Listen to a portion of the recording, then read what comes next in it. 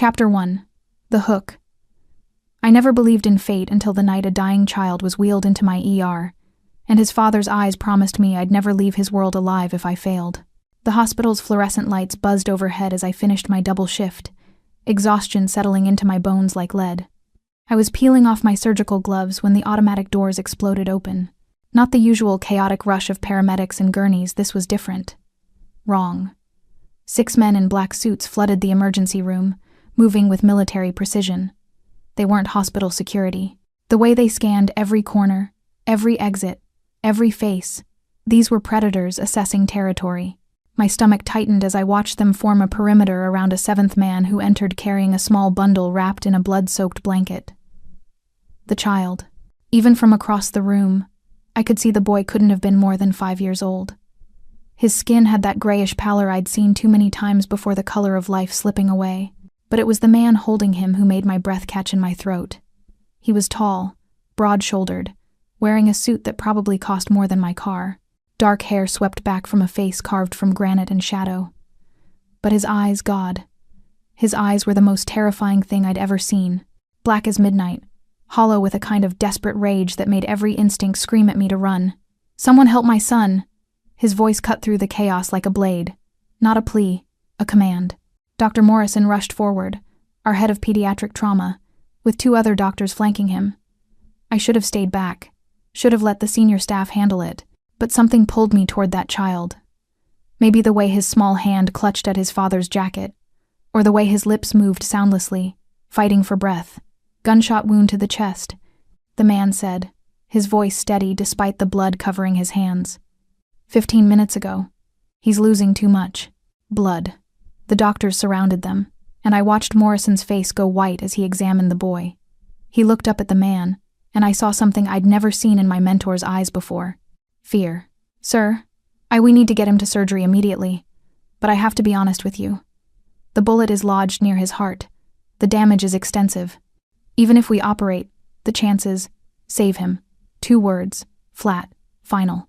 I'm telling you the odds are, I don't care about odds." The man's voice dropped to something darker than a whisper. "You will save my son, or every person in this hospital will pay the price. Do you understand me, doctor?" The other men in black shifted almost imperceptibly, hands moving toward their jackets. My heart hammered against my ribs. This wasn't a desperate father making empty threats. This was a man who had killed before and wouldn't hesitate to do it again. Morrison nodded shakily. "We'll do everything we can."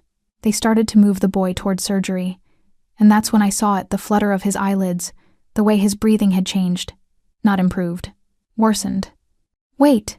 The word burst from my lips before I could stop it. Every eye in the room turned to me. The father's gaze locked onto mine, and I felt the weight of it like a physical thing pressing against my chest. Up close, he was even more devastating and dangerous.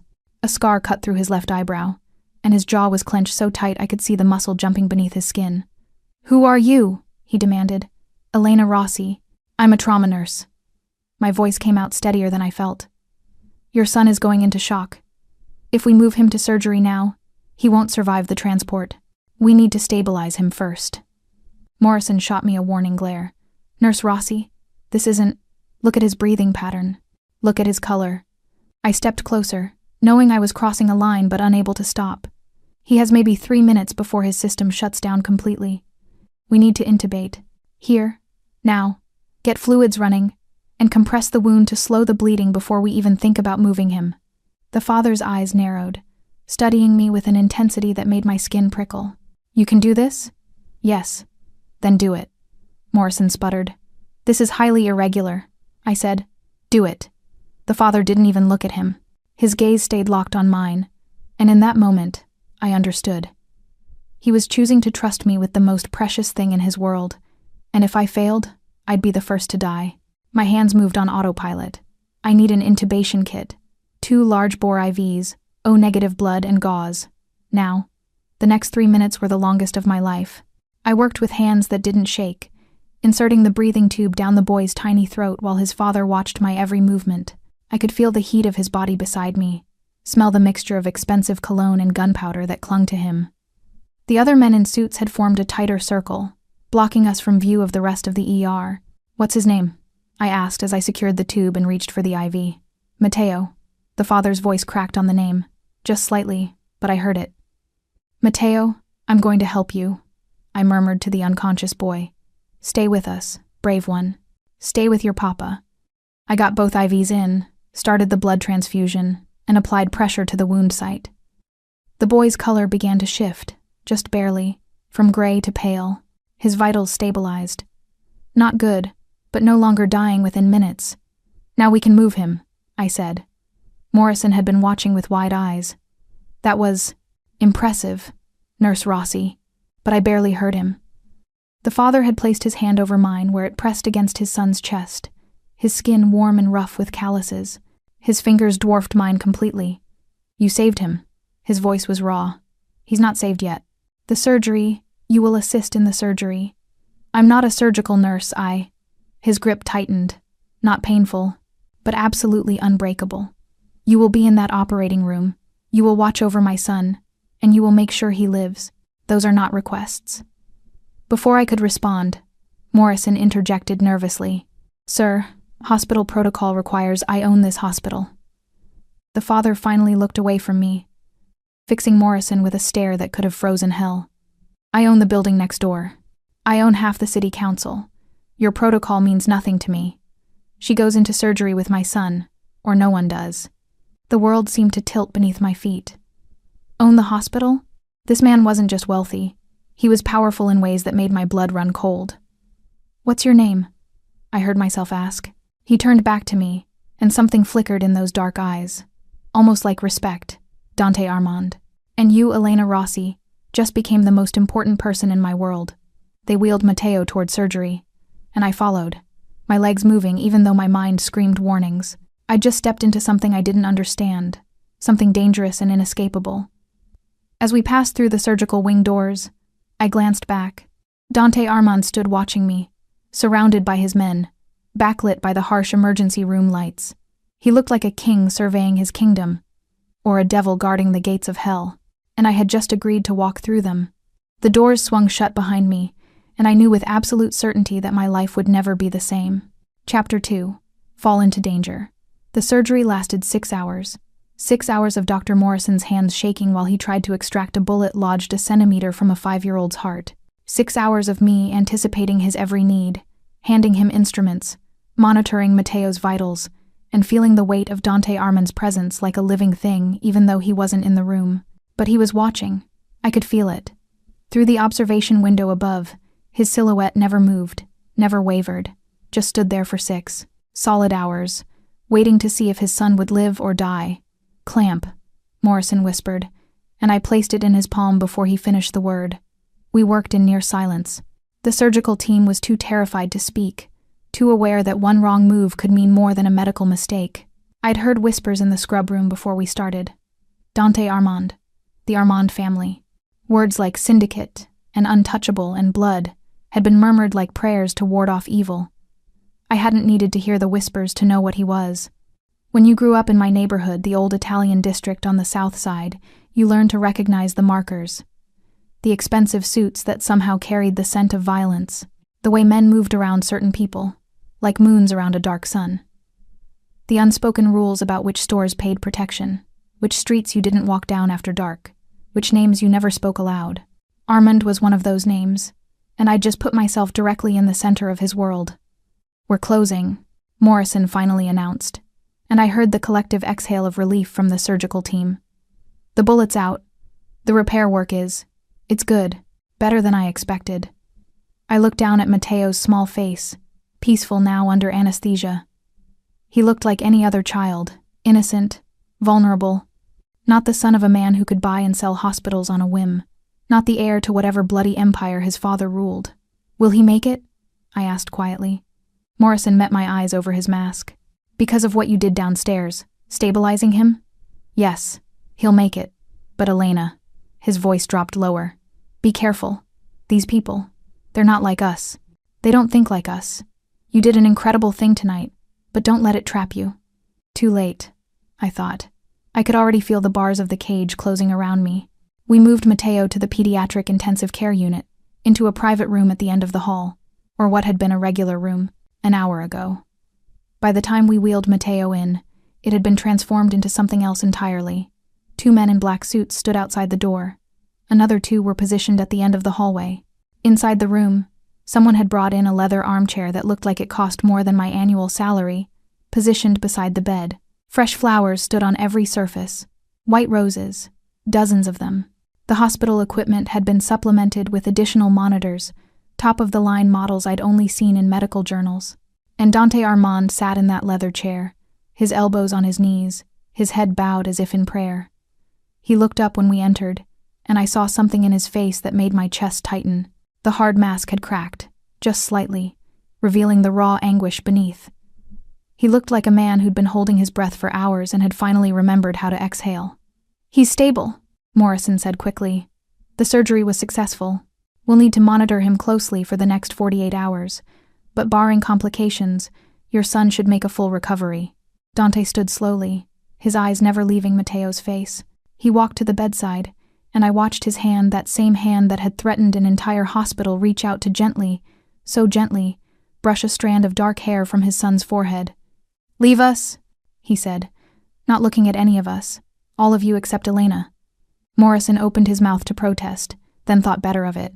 The surgical team filed out quickly, the door clicking shut behind them. The 2 guards remained outside. I could see their shadows through the frosted glass window. I stood frozen by the monitors, watching Dante watch his son. The silence stretched between us, thick and heavy. Finally, he spoke. His mother died giving birth to him. His voice was rough, almost contemplative. 5 years I've had him. 5 years of teaching him to be strong, to be smart, to survive in our world. And today, someone tried to kill him to get to me. My throat tightened. "I'm sorry. Are you?" He turned to look at me then, and the full force of his attention was like standing in a spotlight. Most people would say a man like me deserves to lose everything, that this is justice for the things I've done. "I don't deal in justice," I said carefully. "I deal in keeping people alive, including children who haven't done anything to deserve bullets." Something flickered across his face. "You're not afraid of me. I'm terrified of you." The truth came out before I could stop it. "But your son needed help, and I'm good at my job." "You're better than good." He moved closer, and I resisted the urge to back away. Up close, I could see the fine lines around his eyes, the shadow of exhaustion darkening his features. He looked like he hadn't slept in days. "Do you know what you did tonight, Elena?" I stabilized a patient. "You gave me back the only thing in this world I love more than power." His hand reached out, and I felt his fingers brush against my cheek so lightly I might have imagined it. "That makes you either the most valuable asset I've ever had, or the most dangerous liability." My heart hammered against my ribs. I don't want to be either. "What you want stopped mattering the moment you touched my son." His thumb traced along my jaw, and despite every warning screaming in my head, heat bloomed under my skin. "Every enemy I have will now know your face, know your name, know that you're important to me. Do you understand what that means?" "No, but I was afraid I did. It means you can't go home, can't go back to your normal life, because the men who put a bullet in my 5-year-old son won't hesitate to put one in you to hurt me." He dropped his hand, but his eyes stayed locked on mine. "You need protection." "My protection? You're saying I'm a prisoner. I'm saying you're under my care. There's a difference." "Is there?" Anger flared through my fear. "Because it sounds like you're taking away my choice. Your choice was taken the moment you walked into my son's life." His voice was soft but absolute. "This isn't negotiable, Elena. You'll stay in my home, under my guard, until the threat is neutralized. Then, if you still want to leave, we'll discuss it. And if I refuse?" He smiled, but there was no warmth in it. "You're a smart woman. You won't refuse." "Because you'll threaten me?" "No." He leaned closer, and I caught that scent again, cologne and danger and something dark I couldn't name. "Because you're already thinking about what happens if you walk out that door and something happens to you. You're thinking about who would take care of Matteo then, who would make sure he gets the specialized care he'll need during recovery." He was right, and I hated that he was right. "I have a life," I said weakly. "An apartment. A job. Your apartment will be secured. Your job." He waved a dismissive hand. "I own the hospital, remember? Consider yourself on paid leave. Extended paid leave, with a substantial bonus for saving my son's life. You can't just... I can do anything I want, Elena. The softness left his voice, replaced by steel. I can buy people, break people, erase people. I'm trying very hard to give you the illusion of choice here because you saved Mateo, but make no mistake, you will be protected, whether you agree to it or not. The heart monitor beeped steadily in the background. Mateo slept on, innocent and oblivious to the way his father had just upended my entire existence. I looked at the boy, then back at Dante. How long? However long it takes to find the men responsible and ensure they can never threaten you or my son again. Days? Weeks? His jaw tightened. Possibly longer. Months? The word came out as a whisper. He didn't answer, which was answer enough. I closed my eyes, trying to process. When I opened them again, Dante was watching me with an expression I couldn't read. Almost. Regretful? No, that couldn't be right. I need to call my sister, I said finally. She'll worry. One phone call. Supervised. You'll tell her you're taking a leave of absence for a private nursing case. Nothing more. She'll ask questions. Then you'll lie to her.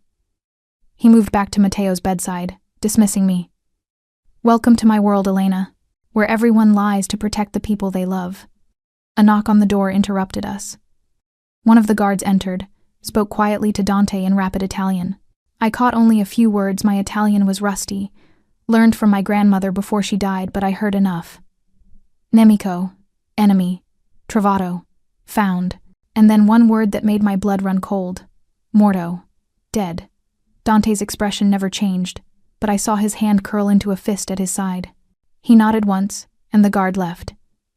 What was that? I asked, though part of me didn't want to know. He turned to me, and the vulnerability I'd glimpsed before was gone. This was the man who owned hospitals and made doctors shake with fear. This was the man who had just ordered someone's death with a simple nod. That was the first man who tried to kill my son. His voice was perfectly calm. There are 3 more. When I find them, they'll meet the same fate. And Elena? He stepped closer again, and I forced myself not to retreat. If anyone comes for you because of your connection to me, they'll die screaming. I protect what's mine, and whether you accept it or not, you're mine now. The possessiveness in his voice should have terrified me, should have sent me running for the door. Instead, something dark and shameful stirred in my chest, something that responded to the raw intensity in his eyes, to the absolute certainty that this dangerous man would burn the world down to keep me safe. I need air, I whispered. Marco will escort you to the roof garden. You have 15 minutes. I fled the room, feeling his eyes on my back the whole way. The guard Marco followed at a discreet distance as I found the elevator and rode it to the roof, stepping out into the cool night air. The city spread out below me, thousands of lights twinkling in the darkness. Somewhere down there was my apartment, my sister's house, the coffee shop where I got my morning espresso, the familiar streets of my normal life, a life I wasn't sure I'd ever get back to. I wrapped my arms around myself and tried not to think about the heat of Dante's touch on my skin. Tried not to remember the way his voice had dropped to something almost tender when he'd said, "You're mine now." Tried not to acknowledge the terrifying truth that some dark part of me hadn't wanted to run at all. Chapter 3. First Connection. Dante's estate sat 30 minutes outside the city, hidden behind walls that looked decorative, but I knew were reinforced steel. The drive there had been surreal, me in the back of a black SUV with tinted windows, Marco driving in silence while another guard sat beside him. We'd left the hospital at dawn, after I'd checked on Mateo one last time, and watched Dante arrange for a full medical team to stay with his son around the clock. Elena will return tomorrow, he'd told the head nurse, his hand resting possessively on my lower back. She's taking a brief rest at my home, but she's my son's primary care provider now. I hadn't corrected him, hadn't argued. I was too exhausted, too overwhelmed by the whirlwind of the past 12 hours. Now, as the SUV pulled through ornate iron gates, I got my first look at Dante Armand's world. The house, no. The mansion was a sprawling Mediterranean-style estate, with honey-colored stone and terracotta tiles. Gardens surrounded it, immaculately maintained even in late October. A fountain stood in the circular drive, water catching the early morning light. It was beautiful, elegant, and absolutely intimidating. "Miss Rossi." Marco opened my door. "Welcome." I stepped out, my wrinkled scrubs, an exhausted face feeling completely out of place against this backdrop of wealth. A woman in her 50s appeared at the front entrance, her silver hair pulled back in an elegant bun, her expression warm but assessing. "I'm Lucia," she said, her Italian accent stronger than Dante's. "I manage the household." Mr. Armand called ahead. "Your rooms are prepared." "Rooms?"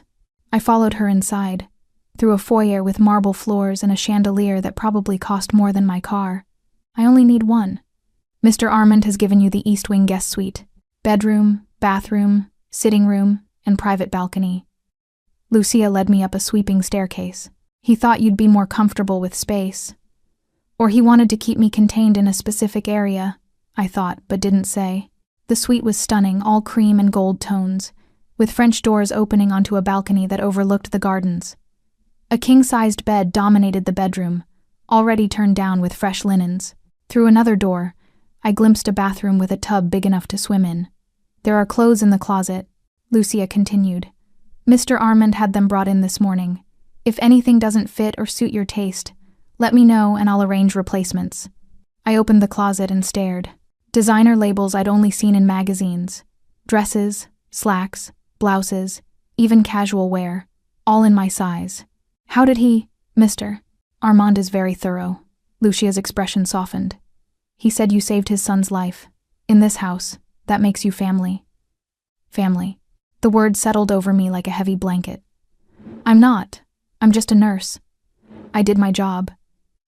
"You did more than that, I think." She moved to the door. "Rest now. I'll have food sent up. Mr. Armand won't return from the hospital until this evening, but he's requested you join him for dinner." Requested.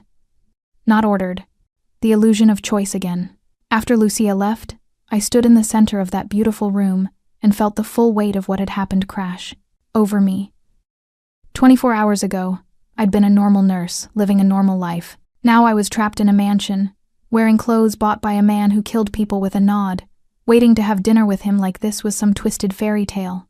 I should have been planning an escape. Should have been looking for ways out. Instead, I found myself thinking about the way Dante had touched his son's hair, the crack in his voice when he'd said Matteo's name, the raw anguish in his eyes before he'd locked it away behind that mask of power. Dangerous thoughts, humanizing thoughts. I slept for 4 hours, showered in that ridiculous bathroom, and dressed in a simple black dress from the closet that fit perfectly. By the time evening rolled around, I'd explored the suite, tested the balcony doors locked, but with a release on the inside, not quite a prison then, and worked myself into a state of nervous energy. A knock on the door made me jump. "Miss Rossi?" Marco stood in the hallway. "Mr. Armand is ready for you." I followed him through the mansion, trying to memorize the layout. Down the stairs, through a corridor lined with artwork that probably belonged in museums, past what looked like a library and a formal sitting room. Marco stopped at a set of double doors and pushed them open. The dining room beyond was intimate rather than grand, a table set for two, candles flickering, floor-to-ceiling windows overlooking the gardens now lit with soft landscape lighting. And at the head of the table, still wearing his suit but with his jacket removed and his sleeves rolled up, sat Dante Armand. He stood when I entered. "Elena, thank you for joining me." Did I have a choice? The words came out sharper than intended. His lips quirked, almost a smile. "Always. But I hope you'll choose to stay." He pulled out the chair to his right, not at the far end of the table, but close, intimate. "Sit, please." I sat, hyper-aware of his proximity as he settled back into his chair. This, close, I could see the fine details I'd missed in the chaos of the hospital. The gray threading through his dark hair at his temples, the thin white scar along his knuckles, the way his eyes weren't quite black but the deepest brown, almost amber in the candlelight. "How's Matteo?" I asked. "Stable. Showing good signs. The doctors say his vitals are strong." He poured wine into my glass, something red and undoubtedly expensive. "They also say that without your intervention, he would have died before reaching surgery. So I'll ask you again, Elena. What do you want? Name it, and it's yours. I want to go home. Anything but that." I took a sip of wine to steady myself. "Then I want the truth. Who tried to kill your son? Why? And how long do you really expect me to stay here?" Dante was quiet for a long moment, studying me. Then he leaned back in his chair, wine glass in hand, and for the first time, I saw something like respect in his expression. There are 5 families that control this city, he said finally. The Armands have held power for 3 generations. We're not the largest, but we're the most strategic. We control the ports, which means we control what comes in and what goes out. Drugs, weapons, money, everything flows through channels we own. You're telling me you're a crime lord. Stating the obvious, but hearing him say it out loud made it real in a way it hadn't been before. I'm telling you I'm a businessman who operates outside the law. His gaze never wavered. 6 months ago, one of the other families, the Morellas, decided they wanted our territory. They've been pushing, testing our boundaries. 2 weeks ago, they killed one of my captains. Last week, they bombed one of our warehouses. And 3 days ago, they went after my son. The candlelight caught the hard edge of his jaw. They thought killing Mateo would break me, make me vulnerable, make me weak enough to surrender territory. What will you do? I whispered. What I always do. He set down his wine glass. I'll find every man involved. I'll take everything they love. And then I'll end them. The casual way he said it, like discussing a business transaction, sent chills down my spine. And me? Where do I fit in this war? You? He leaned forward, close enough that I could smell his cologne, feel the heat radiating from his body. You became leverage the moment you touched my son. The Morellas will see the footage from the hospital security cameras. They'll know you're important to me, which means they'll try to use you to hurt me. So I'm bait. No. His hand moved, covering mine on the table. His palm was warm, calloused, completely engulfing my smaller hand. You're protected. There's a difference. Every man in my organization knows that harm coming to you means death. Slow, painful death. You're safer here than you'd be anywhere else in the world. I should have pulled my hand away. Should have recoiled from his touch. Instead, I found myself staring at where our skin connected, feeling my pulse hammer in my wrist. You can't keep me here forever, I said. No, he agreed. Just until the Morellas are dealt with. And Elena? His thumb stroked across my knuckles, a touch so gentle it seemed impossible from a man capable of such violence. I know you're afraid of me. You should be. But I need you to understand something. Mateo doesn't trust easily. His mother died. The world he's growing up in is brutal. And yet, when he woke up this afternoon, you know what he asked for? I shook my head. The angel who saved him. He said an angel was with him in the dark, and she had a kind voice. Dante's expression softened in a way that transformed his entire face. You were that angel, Elena. You gave my son something I can't: gentleness, kindness, a reason to believe the world isn't entirely dark. My throat tightened. That's not fair. Nothing about this is fair. He released my hand, and I felt the loss of his touch like a physical thing. But it's the truth. And the truth is, I'm asking you to stay not just for your safety, but for his recovery. He needs you. And He stopped, jaw tightening. I find I don't want to let you go. The admission hung in the air between us, heavy, charged. A server I hadn't heard enter placed plates before us, some kind of pasta that smelled incredible. I forced myself to look away from Dante, to focus on the food, on anything but the intensity of his gaze. We ate in silence for a few minutes. Then, surprising myself, I asked, "How old were you when you joined the family business?" 15. He didn't look up from his plate. My father decided it was time I learned what it meant to be an Armand. He took me to a warehouse where they were interrogating a man who'd stolen from us, made me watch while they broke his fingers, one by one. I set down my fork, stomach churning. I threw up afterward. Dante continued, voice distant. My father beat me for showing weakness. Said an Armand never shows mercy, never shows fear, never shows anything but strength. His eyes met mine. I was still 15 when I killed my first man. 16 when I realized I was good at it. By 18, I'd stopped feeling anything at all. Why are you telling me this? Because you should know what kind of man you're dealing with. I'm not a good person, Elena. I've done things that would give you nightmares. I'll do worse things before this is over. He reached for his wine, took a long drink. But Mateo, he's my chance to be better, to build something that isn't just blood and violence. And somehow, you've become part of that. I didn't know what to say. This vulnerable side of him was more dangerous than his threats, because it made him human, made him something other than the monster I needed him to be. I had a patient once, I said quietly. A little girl, 7 years old, cancer. We tried everything, but she was dying, and everyone knew it. Everyone except her. She was so brave, so full of hope, and I couldn't bear to see that hope die before she did. Dante watched me, silent. I spent every spare moment with her, read to her, brought her favorite foods, sat with her when her parents couldn't be there, and when she finally passed, it broke something in me. My supervisor said I was too attached, that I needed to maintain professional distance, but I can't. I met his gaze. That's why I'm good at my job, because I can't help but care, even when I shouldn't. Even now, his voice was low. Even with me, I should have lied, should have maintained that distance.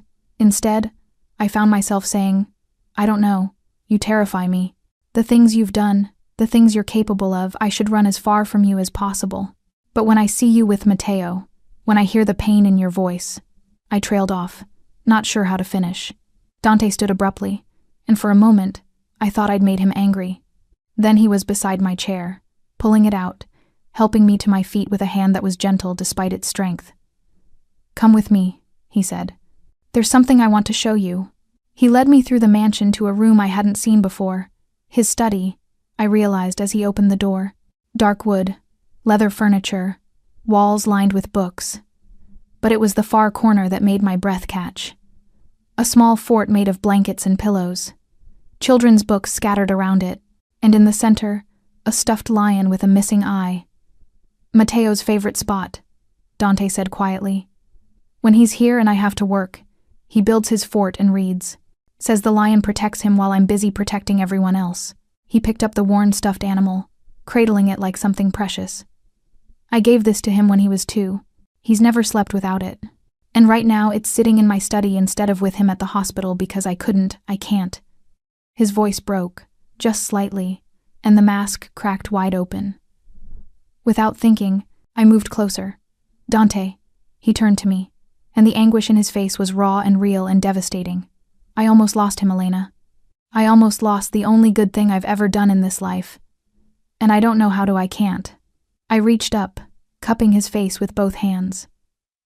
The stubble on his jaw scratched against my palms. He's alive.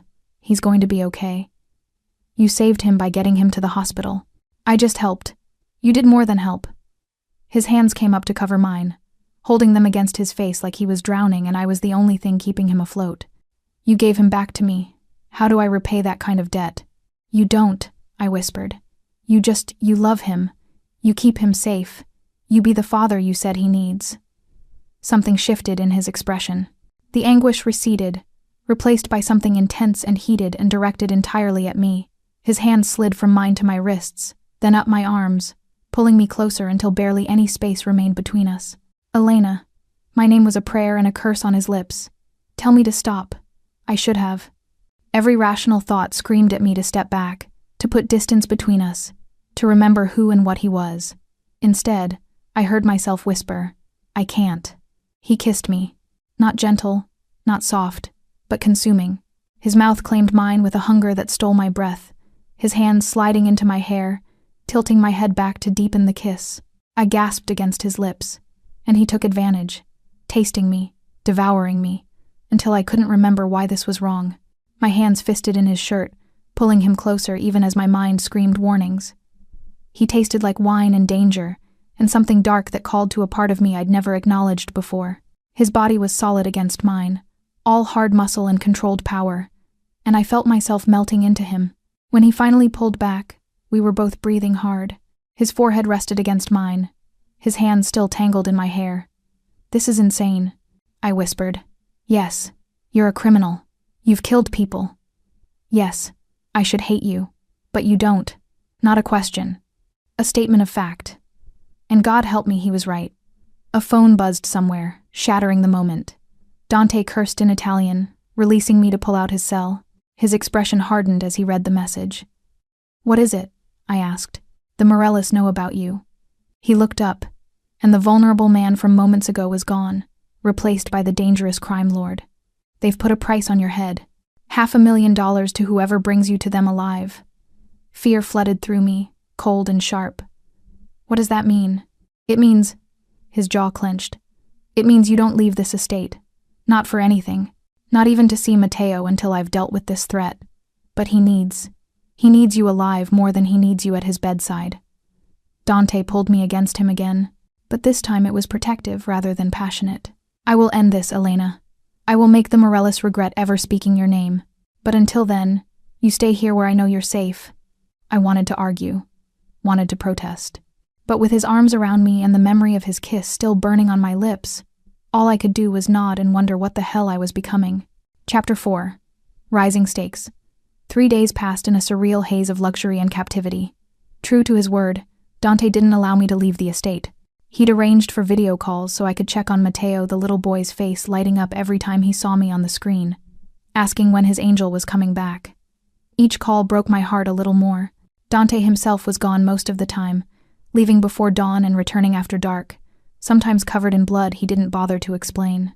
I'd learned not to ask where he'd been or what he'd done. Some truths were too dark to face in the daylight.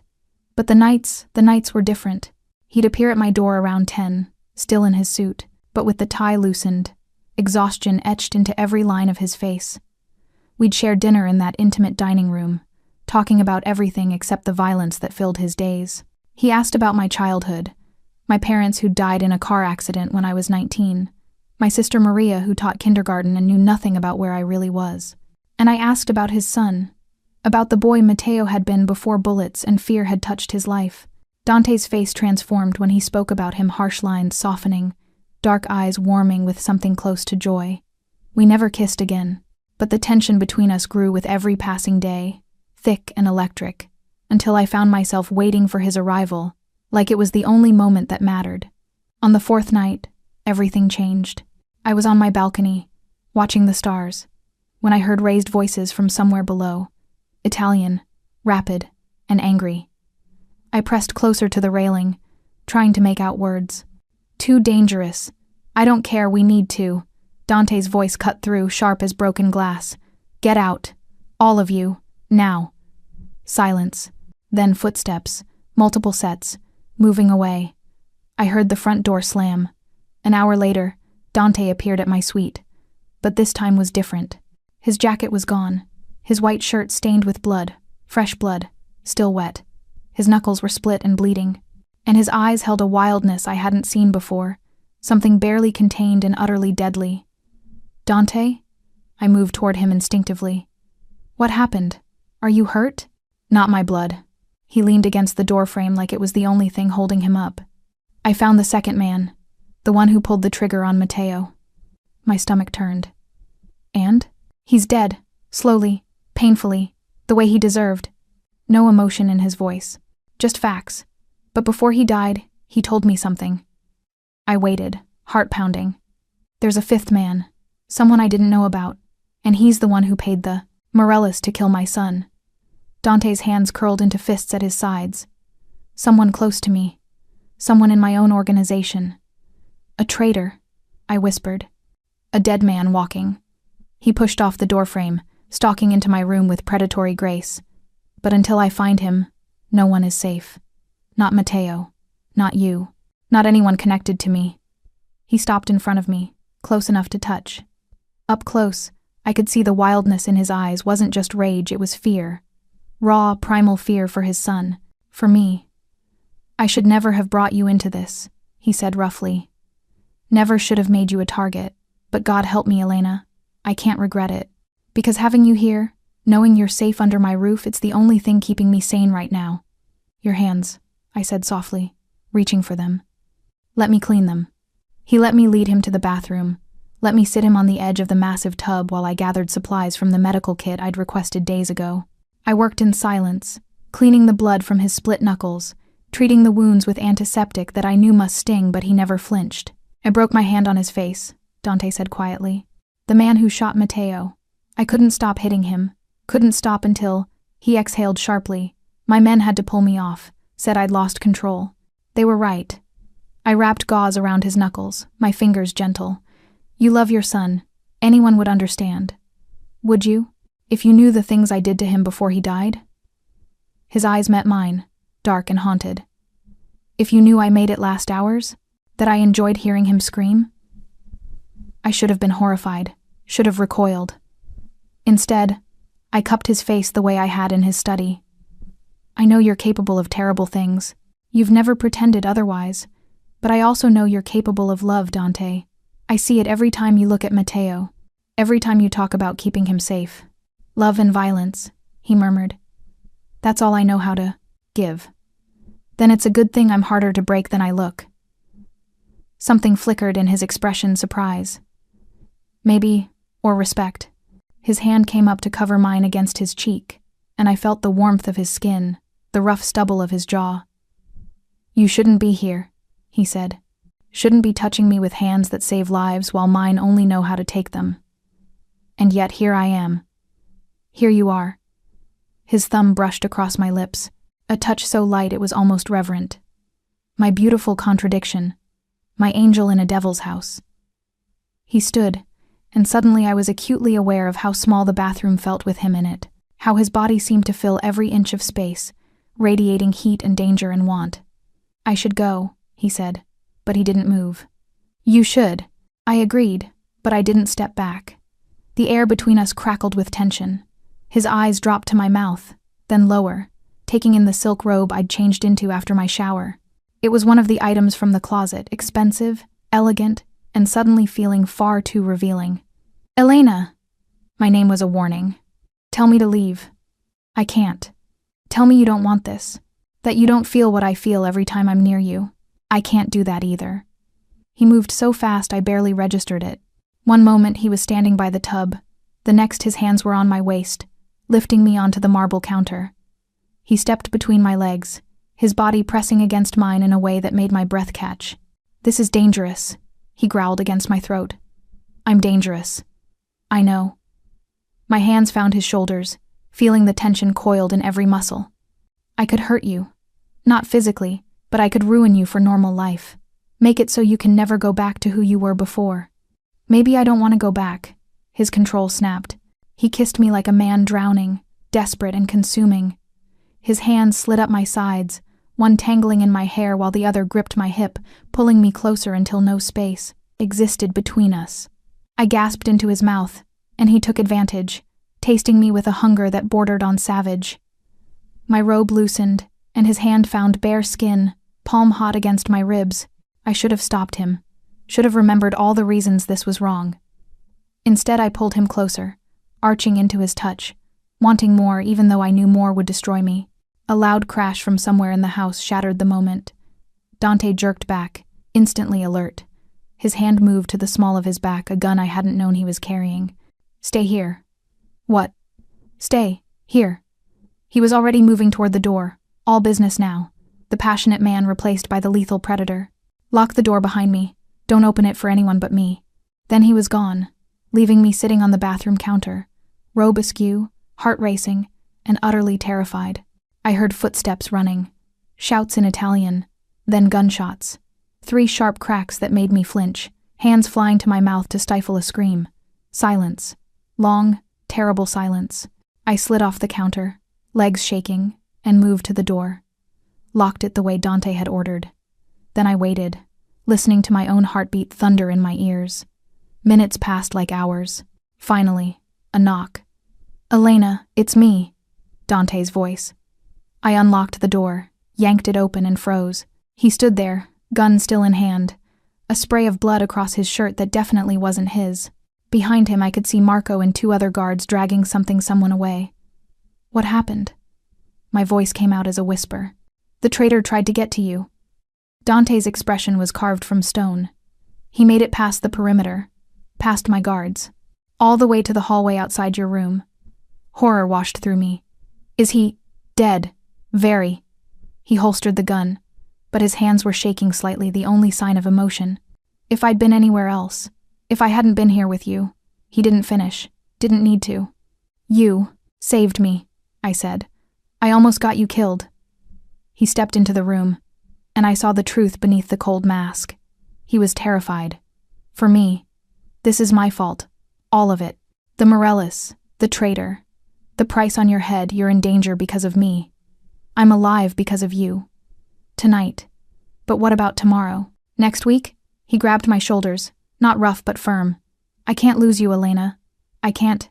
His voice broke. When I heard those footsteps coming to your room, When I realized someone had gotten through my defenses, I reached up, pulling his head down until our foreheads touched. But they didn't get through. You stopped them. I'm safe. For now. Then make it permanent. Find whoever's left of the Morellis and end this. His eyes met mine, dark and fathomless. If I do that, if I go to war properly, it will be bloody, violent. I'll have to do things that will give you nightmares. I'm already having nightmares, I admitted. At least this way they'll end. Something shifted in his expression, resolve hardening into steel. You're right. No more defense. No more waiting. Tomorrow I burn the Morellis to the ground.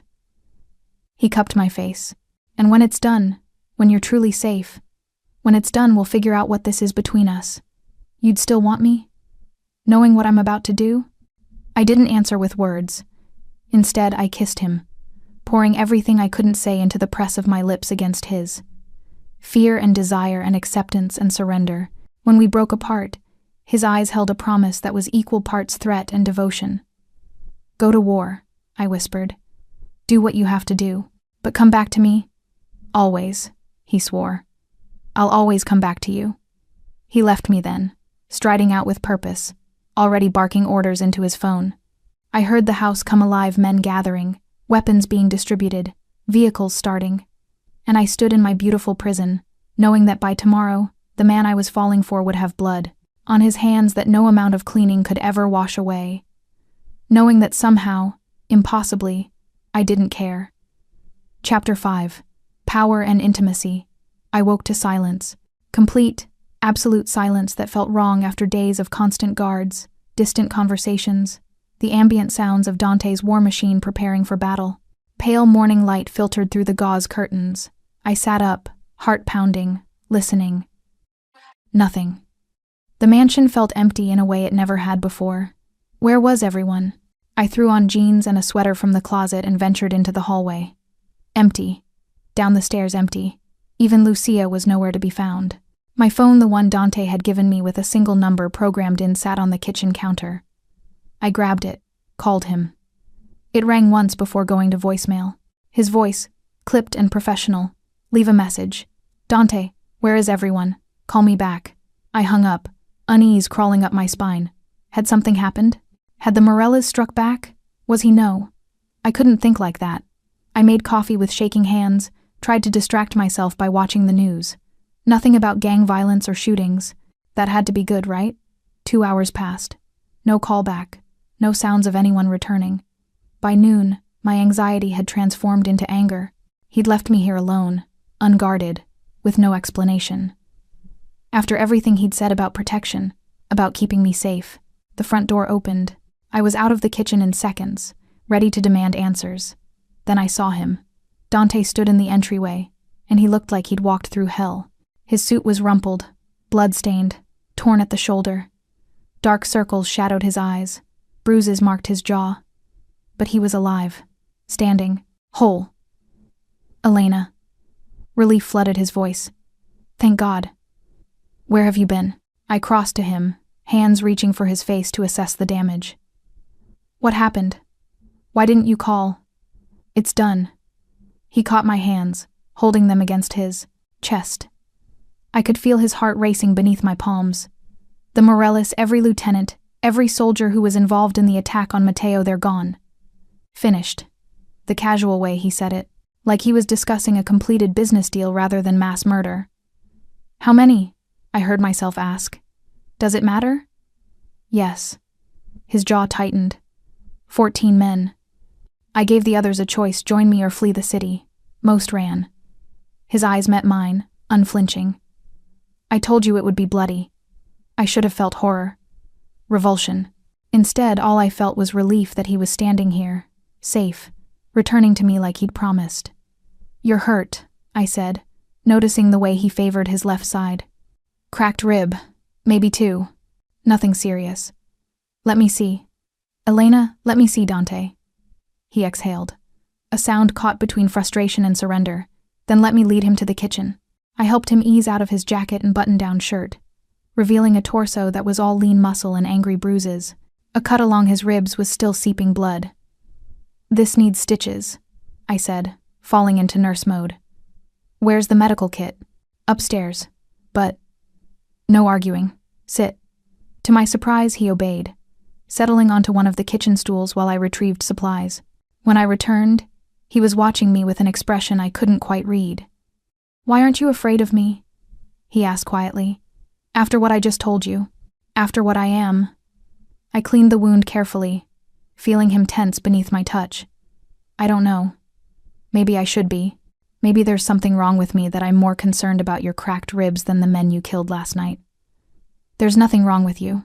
You're the only pure thing in my life." "I'm not pure, Dante. I'm standing here stitching you up after you've committed mass murder, and all I feel is grateful you came back to me. That doesn't make me pure."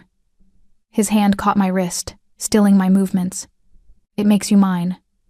The possessiveness in his voice should have triggered warnings. Instead, heat bloomed in my chest, spreading outward until I felt flushed all over. "Where is everyone?" I asked, trying to focus on the stitches. "I sent them away. All of them. The guards, the staff, everyone." His thumb traced circles on my inner wrist, distracting. "I wanted you to myself. After last night, after thinking I might not make it back, I needed to be alone with you. That's not safe. The war is over, Elena. The threat is gone. And this house has security systems that would take an army to breach." His other hand came up to cup my face. "For today, for right now, it's just us. No guards, no interruptions. Just you and me." I finished the last stitch, tied it off, bandaged the wound. Then I let myself really look at him. The exhaustion, the relief, the hunger in his eyes that had nothing to do with food. "You need rest," I said, but my voice came out breathy. "I need you." He stood, towering over me, his bare chest inches from my face. "Tell me to leave, and I will. Tell me you don't want this, and I'll walk away." "But Elena," his hand slid into my hair, tilting my head back. "If you don't tell me no right now, I won't be able to stop." Every rational thought screamed that I should step back. This was too much, too fast, too dangerous. He was a killer, a criminal, a man who'd just ended 14 lives without hesitation. But he was also the man who'd held his dying son and broken, who'd kept me safe when the world wanted me dead, who looked at me like I was something precious, in a life filled with darkness. "Don't stop," I whispered. He kissed me. Not gentle this time, not questioning. This was claiming possession, months of tension finally unleashed. His hands were everywhere in my hair, on my waist, sliding beneath my sweater to find bare skin. I gasped into his mouth, and he swallowed the sound, deepening the kiss until I couldn't think, couldn't breathe, could only feel. He lifted me onto the counter, stepping between my legs, and I wrapped around him instinctively. His mouth moved to my throat, teeth grazing sensitive skin, and I heard myself make a sound I'd never made before, desperate and wanton and utterly his. He growled against my collarbone. "Now." He carried me, one arm banded around my waist, the other supporting my back, up the stairs, down the hallway, into what I realized was his room, not mine.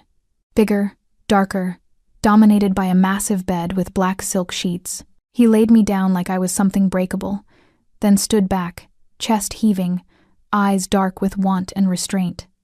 "Last chance," he said roughly. "Tell me to go, and I will." I sat up, held his gaze, and pulled my sweater over my head. His control shattered. He was on me in seconds, hands and mouth everywhere, worshipping and claiming in equal measure. Clothes disappeared mine, his until nothing existed between us but skin and heat and desperate need. "Elena," he breathed against my shoulder. "My beautiful, impossible Elena." I pulled him closer, feeling the solid weight of him, the barely leashed power. "Dante, I know." His mouth found mine again. "I know, amor." Time fractured. There was before the scared nurse who'd walked into a hospital and saved a dying child, and there was after the woman in Dante Armand's bed, surrendering to the dangerous man who'd promised to protect her, possess her, keep her. Later hours or minutes, I'd lost track. We lay tangled together, his fingers tracing patterns on my bare skin, my head resting on his chest where I could hear his heartbeat slowly returning to normal.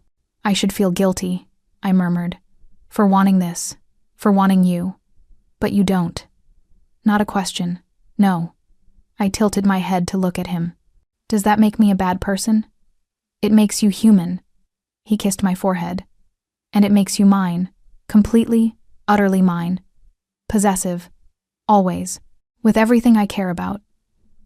His arms tightened around me, especially with you. What happens now? I asked. The Morellis are gone. The threat is over. You said I could leave when it was safe. I felt him tense beneath me. Do you want to leave? Did I? 24 hours ago, I might have said yes. Might have grabbed the chance to escape back to my normal life. But now, lying in his arms, feeling the steady rhythm of his breathing, knowing what we'd just shared, no, I admitted. I don't want to leave. Good. He rolled us over, caging me beneath him, his expression fierce. Because I wouldn't have let you go anyway. You're too deep in my world now, amor.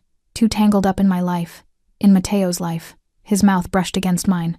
In my heart. Your heart? I raised an eyebrow. I thought you didn't have one.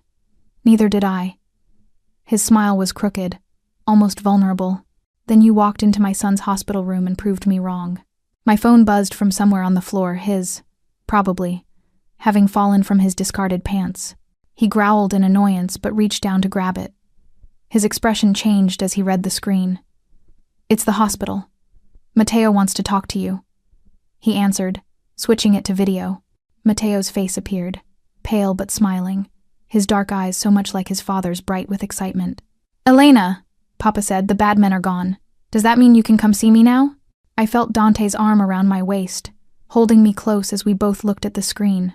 To anyone watching, we'd look like a couple, a family almost. Yes, sweetheart, I said softly. I can come see you now. Promise? You won't disappear again? I glanced at Dante. He was watching me with an intensity that stole my breath, a silent question in his eyes. Stay, be mine, be ours. I promise, I told Mateo.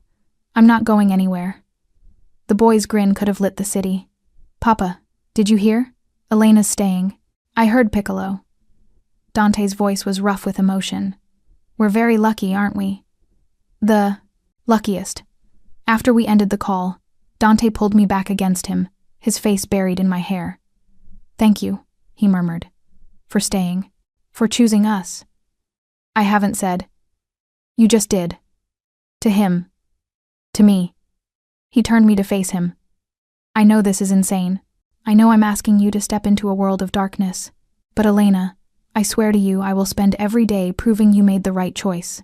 You and Mateo, you're my light. My redemption. My everything. I kissed him, soft and sweet this time, sealing the promise between us. Then I guess you're stuck with me. I whispered against his lips. Thank God, he breathed. Thank God. Outside the windows, the sun was setting, painting the sky in shades of gold and crimson. Tomorrow, we'd return to the hospital. Tomorrow, the reality of what I'd chosen would set in. Tomorrow, I'd have to figure out how to exist in a world where the man I loved was both savior and destroyer. But for today, for this moment, wrapped in Dante's arms in his massive bed, I let myself simply be. His. Ours. Home. Chapter 6. Betrayal or Revelation. The hospital felt different when I returned. Maybe it was me who was different, the woman walking through those sterile corridors in designer clothes, flanked by guards, holding the hand of a man who owned the building. Not a nurse anymore. Something else. Something I was still trying to define. Mateo's face lit up when we entered his room. Elena, Papa, you came together. Of course we did, Piccolo. Dante settled into the chair beside the bed while I checked Mateo's vitals. All good. Better than good. The boy was healing beautifully. I spent the next hour with him, reading stories, helping him eat lunch, watching the way he looked at his father with absolute adoration. And the way Dante looked back, all the hardness melting away, leaving only love. Elena, Mateo said suddenly, his small hand catching mine. Are you Papa's special friend now? I glanced at Dante, who was watching us with an unreadable expression. What makes you ask that? Because he smiles when he talks about you. He never smiles about anyone except me. Out of the mouths of babes. Yes, Dante said before I could respond. Elena is very special to me, to both of us. Mateo beamed. Good. I like her. Can she stay with us? Forever? We'll see, Piccolo. First you need to get better. I am better. Look. He tried to sit up, winced, and Dante was there instantly, easing him back down. Easy. You're better, but not healed. Give it time. I watched them together, felt something warm and terrifying bloom in my chest. This was what I'd chosen. Not just Dante, but this little boy who'd already stolen a piece of my heart. My phone buzzed. Unknown number. I almost ignored it, but something made me answer. Hello? Is this Elena Rossi? A woman's voice. Professional. Cold. Yes. Who is this? Detective Sarah Martinez, Organized Crime Division. We need to talk about Dante Armand. My blood turned to ice. I glanced at Dante, who was focused on Matteo, helping him with a puzzle. I don't think. He's using you, Miss Rossi. You need to understand what kind of man you're involved with. I'm not discussing 14 men died 3 days ago. Executed. We know Dante Armand ordered it. And we know you've been living in his house. That makes you either a witness or an accomplice. Panic clawed at my throat. I haven't done anything illegal. Maybe not yet, but you're protecting a murderer. That's obstruction of justice at minimum. A pause. Meet with me. Alone. Tell me what you know, and I can protect you from prosecution. I need to go. Miss Rossi, don't be stupid. He's a criminal. He's probably already lied to you, manipulated you. Men like him don't love they possess. Own. Control. You're just another asset to him. I hung up, hands shaking. Elena? Dante was beside me instantly. What's wrong? Nothing. Just wrong number. His eyes narrowed. You're lying. Papa. Is Elena okay? Matteo's worried voice cut through the tension. I forced a smile. I'm fine, sweetheart. Just tired. I'll be right back, okay? I fled to the hallway, Dante following.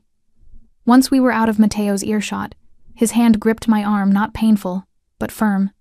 Tell me, now. A detective called. Martinez.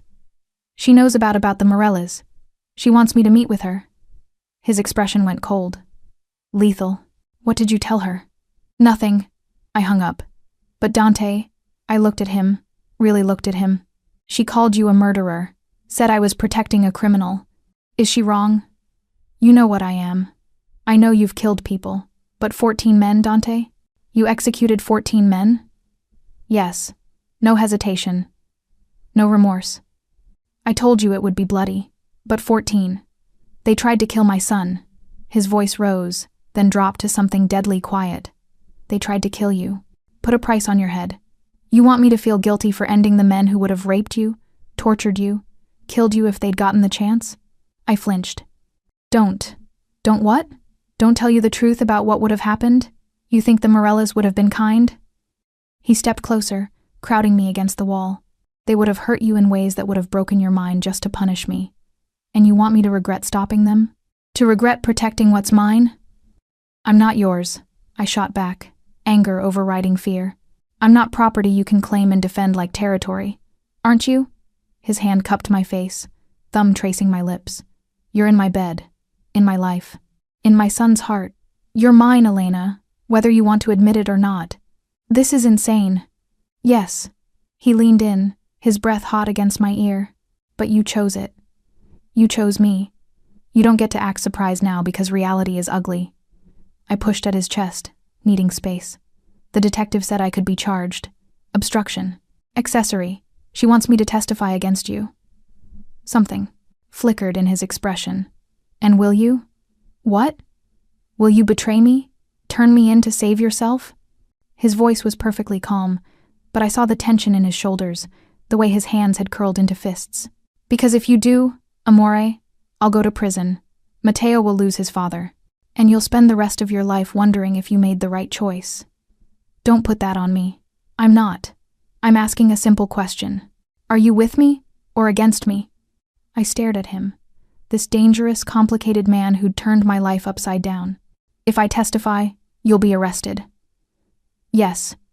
And if I don't, I could be charged as an accomplice. I won't let that happen. I have lawyers. Connections. I can protect you. By doing what? Bribing judges? Threatening witnesses? I laughed bitterly. This is exactly what she warned me about. You controlling everything, manipulating everyone. His jaw clenched. I'm not manipulating you. I'm being honest about what I can offer protection in a world that wants to destroy me. Us. If you think the police will treat you any better, They're the law. They're corrupt. Half the precinct is on someone's payroll. You think Martinez is different? She's probably being paid by whatever family wants to take over Armand territory now that the Morellas are gone. He gripped my shoulders. You can't trust her, Elena. You can only trust me. How do I know you're not the one lying? The hurt that flashed across his face was so raw, so real, I almost took the words back. Because I could have lied from the beginning, he said quietly. Could have hidden what I am. Pretended to be something clean and safe. But I didn't. I've been honest about every dark part of me. About the violence, the blood, the things I've done and will do again to protect my son. To protect you. His hands gentled on my shoulders. I'm not asking you to approve of it. I'm asking you to understand it. I closed my eyes, feeling tears burn behind my lids. I don't know what to do. Yes, you do. His forehead rested against mine. You already chose, Elena. In my bed. When you promised Mateo you'd stay. You chose us. A nurse passed by, giving us a curious look. I realized how we must look. Him crowding me against the wall, both of us breathing hard, the tension between us thick enough to cut. I need air, I whispered. Go. But Elena? He caught my chin, forcing me to meet his eyes. Don't meet with Martinez. Don't do something we'll both regret. It wasn't quite a threat, but it wasn't quite a request either. I pulled away from him, fled to the elevator, rode it to the roof garden where I'd stood what felt like a lifetime ago, back when I'd been normal, safe, alone. My phone rang again. Martinez. I stared at the screen, finger hovering over the answer button. One choice would mean safety, legal protection, doing the right thing, turning in a man who'd admitted to killing 14 people, who'd used violence without hesitation, who was exactly what the detective said, a murderer. The other choice would mean, what? A life in the shadows? Always looking over my shoulder? Becoming complicit in whatever darkness Dante dealt in? But it would also mean Mateo, that little boy who smiled when he saw me, who called me his angel, who'd already lost his mother and couldn't lose his father too. It would mean Dante, dangerous, possessive, violent Dante, who looked at me like I was something precious, who'd risked everything to keep me safe, who'd shown me vulnerability beneath the violence. I thought about what Martinez had said. He's using you. He doesn't love, he possesses. But was that true? When Dante touched me, was it possession or devotion? When he said I was his, was it control or commitment? Maybe it was both. Maybe that's what love looked like in his world, fierce and absolute and willing to burn everything down rather than let go. The phone stopped ringing. I stood on that roof, the city spread out below me, and made my choice. When I returned to Mateo's room, Dante was reading to him, his deep voice soft as he narrated some adventure. He looked up when I entered, and I saw the question in his eyes. I walked straight to him, took his face in my hands, and kissed him. Soft but certain. A promise. When I pulled back, his eyes were dark with relief, and something deeper. I love you, I whispered, the words tumbling out before I could stop them. I don't know if that makes me stupid or broken or complicit in everything you've done. But I love you, and I choose you, both of you. His hand came up to cover mine. Say it again. I love you, Dante Armand. Even knowing what I am? Especially knowing what you are. He stood, pulled me into his arms, and held me like I was the only solid thing in his world. I love you. He breathed against my hair. God help us both, I love you, Elena. Ew, Mateo said from the bed, but he was smiling. Papa's being mushy.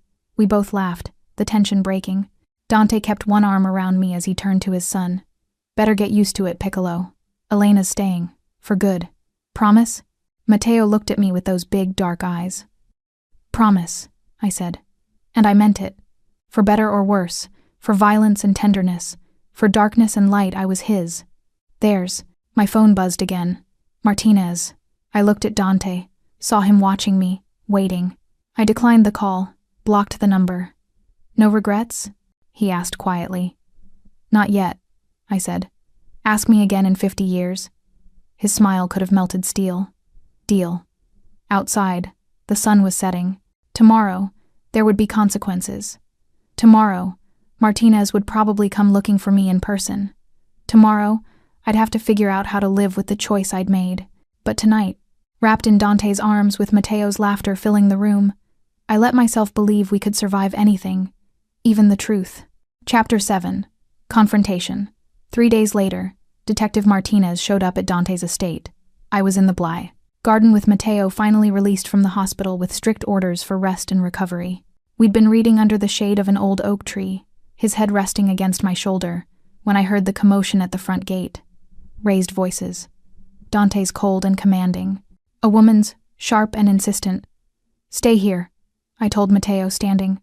"Is something wrong?" His face had gone pale, fear flickering in his eyes. "No, sweetheart, everything's fine. I'll be right back." I found them in the driveway, Dante flanked by 4 guards, facing a woman in a gray suit with a badge clipped to her belt. Detective Martinez. She was younger than I'd imagined from her voice, maybe mid-30s, with sharp eyes that took in everything. "Miss Rossi." She spotted me immediately. "I need to speak with you. Alone." "She's not going anywhere with you," Dante said flatly. "Mr. Armand, I don't need your permission to interview a witness. She's not a witness. She's my—" He paused, jaw tightening. "She's under my protection." "Is that what you call it?" Martinez's gaze shifted to me. "Miss Rossi, are you being held here against your will?" "No," I said, moving to stand beside Dante. His hand immediately found my lower back, a touch of possession and reassurance. "I'm here by choice. Even knowing what he is, what he's done, I know exactly who he is." Her expression hardened. "Then you know you're aiding and abetting a criminal. That makes you complicit in 14 murders." "I haven't aided anything," I shot back. "I saved a child's life. That's all." And then moved into the home of the city's most notorious crime lord. Became involved with him romantically. Refused to cooperate with a police investigation. She pulled out a folder, opened it. "We have phone records showing you warned him about our investigation. We have surveillance footage of you entering and leaving his home freely. We have testimony from hospital staff that you've been acting as his son's private nurse, a position you're not licensed for. By the way," my stomach dropped. "I've done nothing illegal. Maybe not yet, but you're 1 step away from crossing a line you can't uncross." She stepped closer, lowering her voice. "Miss Rossi, I understand what it's like to be drawn to men like this. They're charming, powerful. They make you feel protected. But it's all manipulation. And when everything crashes down, and it will crash down, you'll be the one left holding the bag." "She said no," Dante interjected, his voice deadly quiet. "Time for you to leave, detective." "I'm not leaving without answers. And if Miss Rossi won't come willingly, I have the authority to bring her in for formal questioning." "Under what charges?" A new voice cut through the tension. A man in an expensive suit emerged from the house, one of Dante's men, I realized, but different. No gun, no threatening posture. A lawyer. "Mr. Carmichael." Martinez's expression soured. "Of course you'd be here. Representing my client's interests." He smiled, cold and professional. "Now, unless you have a warrant for Miss Rossi's arrest, you're trespassing on private property. I suggest you leave before I file a harassment complaint." "This isn't over," Martinez said, but she was backing toward her car. "Miss Rossi, when this all falls apart, and it will, don't say I didn't warn you."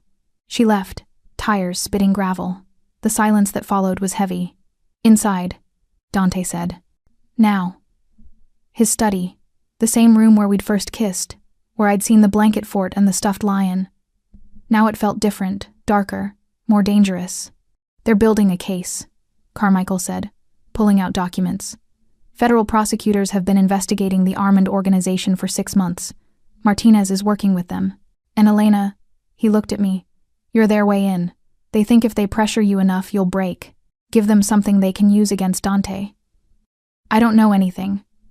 I protested. "I'm not involved in his business." "Doesn't matter. You live here. You're in a relationship with him. In the eyes of the law, that makes you a potential witness. Or a potential defendant," Dante said darkly. He was standing by the window, hands shoved in his pockets, radiating barely controlled fury. "They're threatening her to get to me." "Exactly." Carmichael gathered his papers.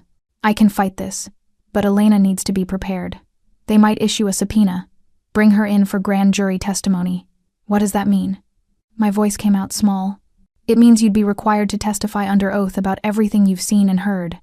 And if you refuse to answer, they can charge you with contempt, put you in jail until you cooperate." The room tilted. "Jail? I won't let that happen," Dante said immediately. "You might not have a choice," Carmichael warned. "If they push this, if they really want to take you down." He looked at Dante. "They'll use every tool they have, including her." After the lawyer left, I sank onto the leather couch, head in my hands. This is what she meant. About crossing a line I can't uncross. Dante knelt in front of me, hands on my knees. "Look at me." I did. His eyes were dark but steady. I knew this was coming. Knew they'd eventually try to use you against me. "And I'm sorry, God, Elena. I'm so sorry for putting you in this position." His hands tightened. "But I need you to understand something. If they get you to testify, if you tell them anything, even something that seems harmless, they'll twist it, use it, build a case that could put me away for life." "What are you asking me to do?" "I'm asking you to refuse. To take the contempt charge if you have to." He broke off, jaw working. "I'm asking you to go to jail rather than betray me." The words hung in the air like a death sentence. "You're asking me to sacrifice myself for you," I said slowly. "Yes." No hesitation. "I know it's selfish. I know it's asking too much. But if I go to prison, Matteo loses his father. My organization falls apart. Everyone who depends on me loses everything," I finished. "Yes." I stood, needing to move, to think. "And if I refuse? If I tell Martinez what she wants to know?" His expression went carefully blank. "Then you'd be free, safe from prosecution, able to go back to your normal life. But you'd be in prison." "Yes." "And Matteo would go into foster care. The courts would never give him to anyone in my organization. He'd be alone, vulnerable." Dante's voice cracked slightly. "Everything I've built, everything I've done, it would be for nothing." I turned to face him. "You're saying if I testify, your son loses his father and his life as he knows it." "I'm saying there are no good choices here, Amor. Only terrible ones." He moved toward me slowly. Like I was something wild he was afraid of spooking. "I can't force you to stay silent. Can't threaten you into loyalty. All I can do is tell you the truth and hope that what we have means something. That you love me enough to fight for us." That's emotional blackmail. That's desperation. He was close enough now to touch, but he didn't. "I'm a man with my back against the wall, begging the woman I love not to destroy me. There's no pride in it, no power, just need." I'd never seen him like this. Vulnerable, afraid. It was more terrifying than any threat could have been. "What if I can't?" I whispered. "What if they bring me in and I break? What if I'm not strong enough? Then I'll deal with the consequences. But Elena..."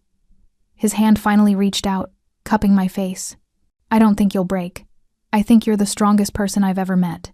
Strong enough to face down dying children. Strong enough to step into my world without flinching. Strong enough to..." The study door burst open. Marco, one of the guards, his face pale. "Boss, we have a situation. The feds, they're at the gate. Multiple vehicles. They have a warrant." Dante's expression went cold.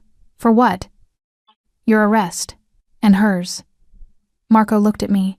"They're charging her as an accessory. They're taking both of you in." Time seemed to slow. I saw Dante's hand move to his phone. Saw him start to issue orders. Saw the machinery of his power kicking into gear, lawyers being called, bail being arranged, the careful dance of a man who'd prepared for this moment. Then I thought about Matteo, still in the garden, about to watch his father be dragged away in handcuffs. "No," I said. Everyone stopped. "Elena," Dante began. "No, I won't let him see that. Won't let him watch you be arrested." I looked at Marco. "Tell them I'll come willingly, that there's no need for drama. But Dante..." I turned to him. "You need to go to Matteo. Right now. Before they get inside. Tell him something that doesn't involve handcuffs and fear. I'm not leaving you to face this alone. You're not. Your lawyers will be there. But your son needs his father more than I do right now." I grabbed his face, forcing him to look at me. "Go. Be with him. I can handle this. Elena, I love you. That means I protect what's yours too. And right now your son needs protecting more than I do. So go." For a moment, I thought he'd refuse. Thought his need to control everything would override logic. Then he kissed me, hard and desperate and full of promise. "This isn't over," he breathed against my lips. "I will fix this. I will get you out. Do you understand? You're mine, and I protect what's mine." "I know." He left, moving toward the garden at a run. I watched him go, then turned to Marco. "Tell them I'm coming. And Marco?" I managed a smile. "Make sure Dante doesn't do anything stupid, like trying to shoot his way out of this." "Yes, ma'am." I walked to the front door alone, saw the federal vehicles, the agents in their vests, the woman standing at the center of it all, Martinez, with a smile that was all triumph. "Elena Rossi," she said, "you're under arrest for conspiracy to commit murder, obstruction of justice, and racketeering. You have the right to remain silent." The handcuffs clicked around my wrists, cold and final. As they led me to the car, I looked back at the mansion one last time, saw Dante in the distance, kneeling beside Matteo in the garden, holding his son close. And I knew whatever happened next, whatever price I had to pay, I'd made the right choice. I'd chosen love, chosen family, even if it meant losing everything else. Chapter 8. The Choice. The interrogation room was exactly like in the movies: gray walls, metal table, mirror that was obviously one-way glass. I'd been sitting here for 3 hours, handcuffed to the table, watching detectives come and go with files and coffee and increasingly frustrated expressions. Martinez sat across from me, her patience clearly wearing thin. "Let me make this simple," she said. "We have evidence that Dante Armand ordered the execution of 14 men. We have testimony from witnesses. We have forensic evidence. What we need from you is confirmation of his whereabouts on the nights in question, and any conversations you might have overheard about the Morelli situation." "I don't know anything," I repeated for the 100th time. "You lived in his house, slept in his bed. Are you seriously telling me he never discussed business with you? I'm telling you I'm a nurse, not a criminal, and I have the right to remain silent, which my lawyer told me to exercise. Your lawyer works for Dante. He's not protecting you, he's protecting his client." Maybe, but I'd seen Carmichael's face when he'd arrived at the precinct, seen the genuine concern mixed with professional calculation. "He's still my lawyer." Martinez leaned back, studying me. "You seem like a smart woman, Elena, so I'm trying to understand what he's offering that's worth throwing your life away. Is it the money, the lifestyle, or is it something else?" "I don't know what you mean. I mean, what's the appeal of a man who kills people for a living, who's probably got the blood of dozens, maybe hundreds on his hands?" She pulled out photos, spreading them across the table. Crime scene photos, bodies, blood, graphic and horrible. "This is what your boyfriend does, Elena. This is who you're protecting." I closed my eyes, but the images were already burned into my brain. "Look at them," Martinez insisted. "Look at what he's capable of." "I know what he's capable of," I said quietly. "But I also know what you don't see in those photos. The 5-year-old boy who almost died because grown men were playing power games. The father who broke down crying because he thought he'd lost his son. The man who—" I stopped myself. This was exactly what she wanted me talking, giving her ammunition. "The man who what? Loves you?" Martinez's laugh was bitter. "Men like Dante Armand don't love. They possess, own, use people until they're no longer useful. You don't know him. And you do? After what, a few weeks? You think you've seen the real him? You've seen the version he wants you to see. The vulnerable father. The protective lover. But that's not who he is. Not really. Then who is he? A killer. A criminal. A man who will sacrifice anyone, including you, to maintain his power." She gathered the photos. "When this goes to trial, you'll be subpoenaed. And when you are, you'll have a choice. Tell the truth and go free, or commit perjury and go to prison alongside him. Is he really worth that?" Before I could answer, the door opened. Carmichael entered, immaculate in his suit, carrying a briefcase. "This interview is over. Detective, unless you're charging my client with a crime, she's leaving. Now, she's been charged with crimes you can't prove she committed. I've already filed motions to dismiss based on lack of evidence. You brought her in hoping she'd flip on Dante. She hasn't, so either charge her, formally, or let her go." Martinez's jaw tightened. "Fine, she can go, for now. But Miss Rossi," she looked at me, "this isn't over. We will get Dante, and when we do, You'll have to decide whose side you're really on. Carmichael helped me out of the handcuffs. My wrists were red and raw where the metal had dug in. He led me out of the interrogation room, through the precinct, past cops and criminals and into the bright afternoon sunlight. A black SUV waited at the curb. The door opened, and Dante emerged. He looked like hell hair, disheveled, suit rumpled, eyes hollow with exhaustion and worry. But when he saw me, relief flooded his features so completely it almost broke me. Elena. He crossed the distance in 3 strides, pulling me into his arms. Are you hurt? Did anyone touch you? I'm fine. I buried my face in his chest, breathing in his familiar scent. I didn't tell them anything. I know. Carmichael had people watching the whole interrogation. I know what they asked, what you said, what you didn't say. He pulled back to look at me, hands framing my face. You protected me, even knowing what it could cost you. Of course I did. Not of course. There's nothing of course about it. You could have saved yourself, could have told them everything and walked away clean. His thumb brushed across my cheekbone. Why didn't you? Because I love you. And because Matteo needs his father. I managed a smile. Also because I'm apparently completely insane. His laugh was shaky.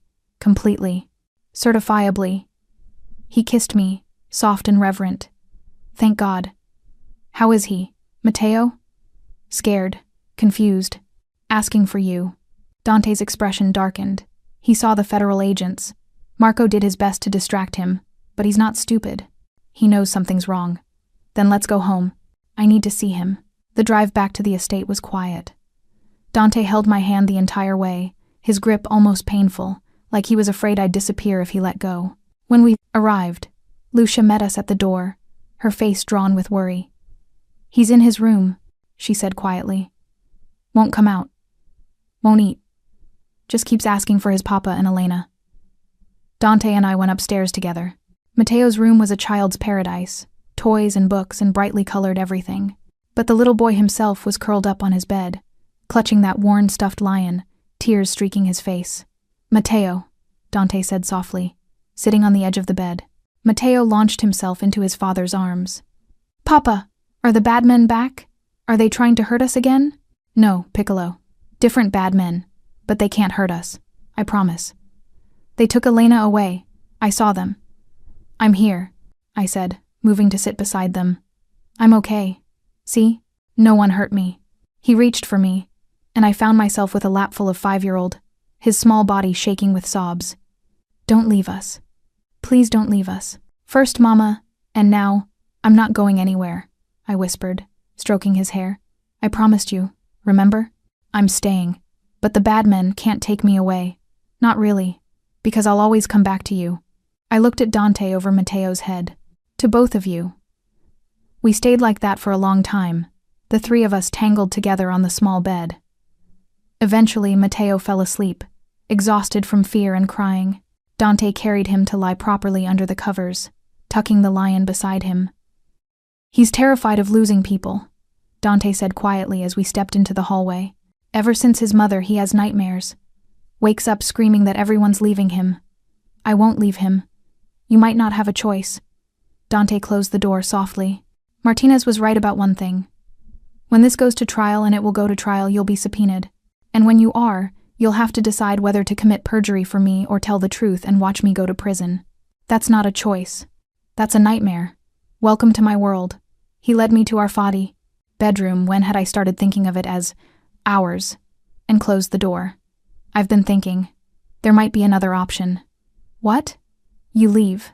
Tonight. I have people who can get you out of the country, new identity, new life. You'd be safe from prosecution, and no. I cut him off. Absolutely not. Elena, listen. No, you listen. I am not abandoning you. I am not leaving Matteo. And I am sure as hell not running away like some coward. I grabbed his lapels. We're in this together. Whatever happens, we face it together. That's what I was afraid you'd say. But he was smiling. Just slightly. You're the most stubborn woman I've ever met. Good thing you love stubborn women. Just one. He kissed me, slow and deep. Just you. We stood like that for a long moment, holding each other in the fading light. Through the window, I could see the gardens, the walls, the guards patrolling the perimeter. A beautiful prison. A dangerous sanctuary. What do we do now? I asked. Now? We prepare. Carmichael thinks the trial will start in 6 months. Until then, we live. We love. We make every moment count. His arms tightened around me. Because after the trial, win or lose, nothing will be the same. Dante? Yes?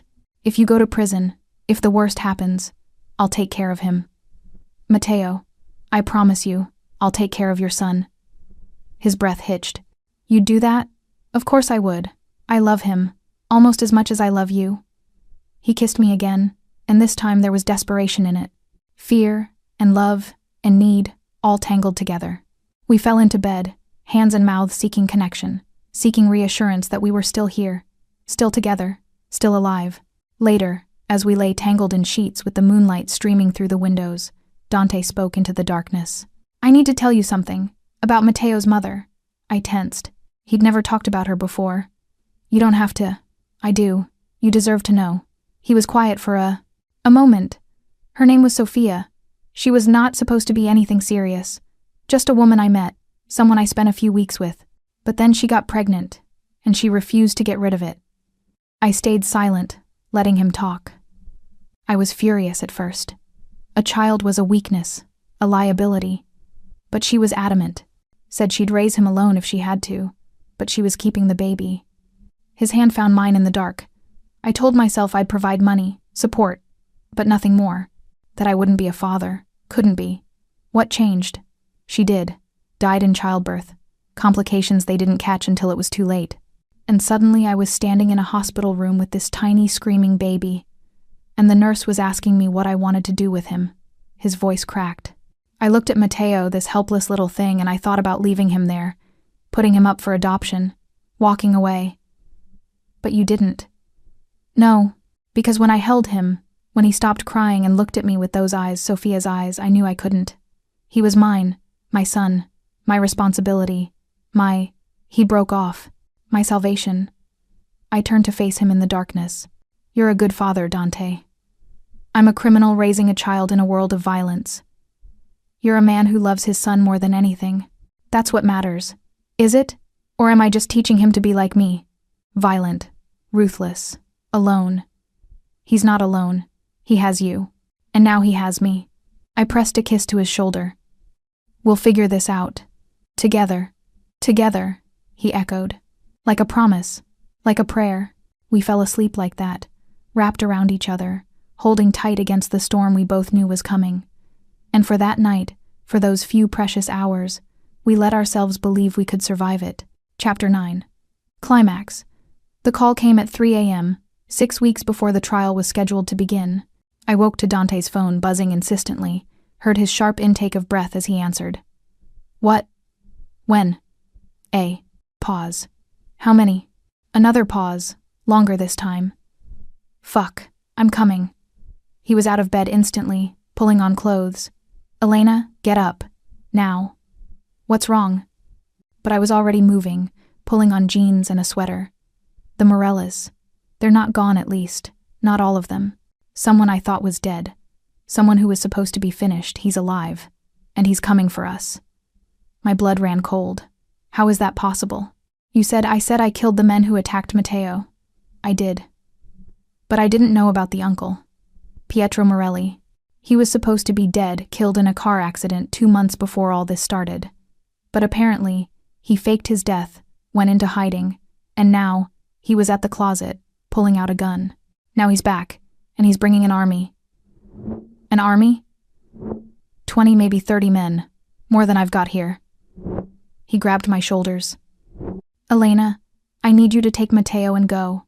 There's a panic room in the basement, reinforced walls, separate ventilation, emergency supplies. Lucia knows where it is. You get in there, lock the door, and you don't come out until I come for you. Or what? Or until morning, when you know it's safe. Dante, this is not negotiable. His voice was sharp. They're coming here to kill me. To finish what they started, and if they find you, if they find my son. He broke off, jaw clenching. Please, Amor, take him and hide. Let me do what I have to do without worrying about you. Footsteps in the hallway. Marco appeared, armed and grim. Boss, We've got movement on the cameras. Multiple vehicles approaching from the east and west. They'll be here in 10 minutes. Wake everyone. Full defense positions. And get Lucia have her take Elena and Matteo to the safe room. Now. It was chaos after that. Lucia appeared, already dressed, calm despite the panic around her.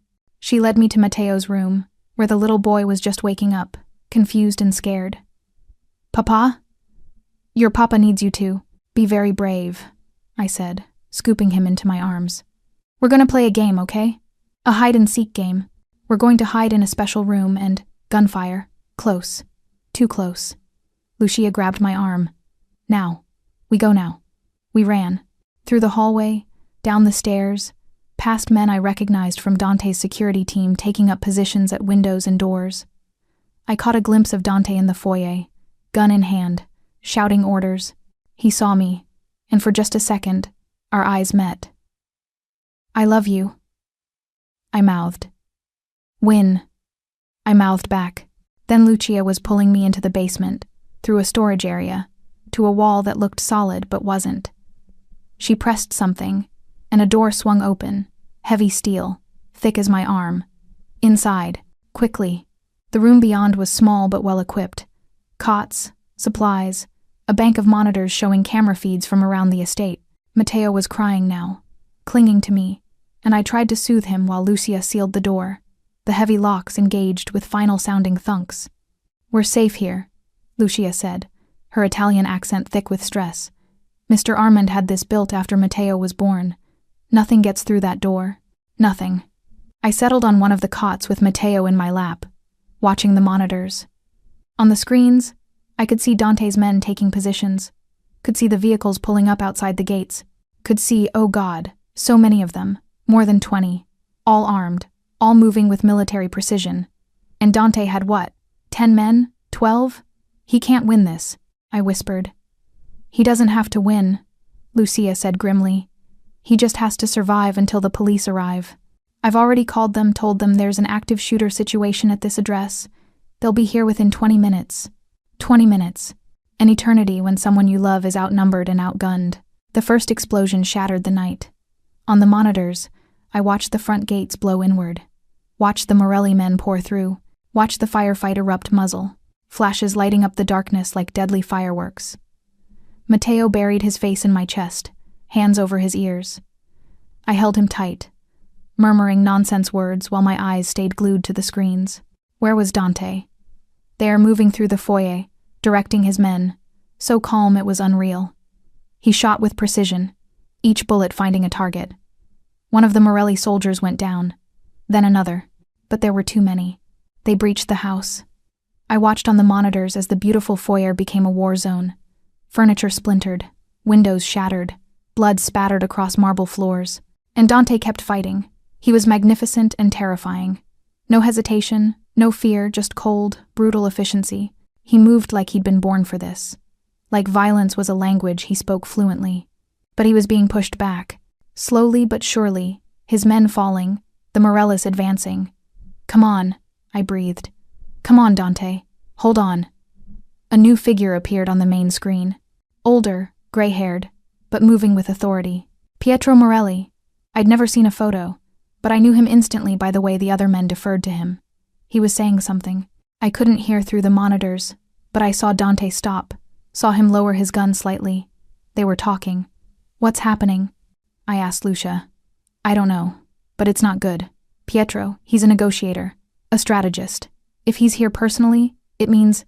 The monitors went dark, all of them. Every screen, cutting to black simultaneously. What I started?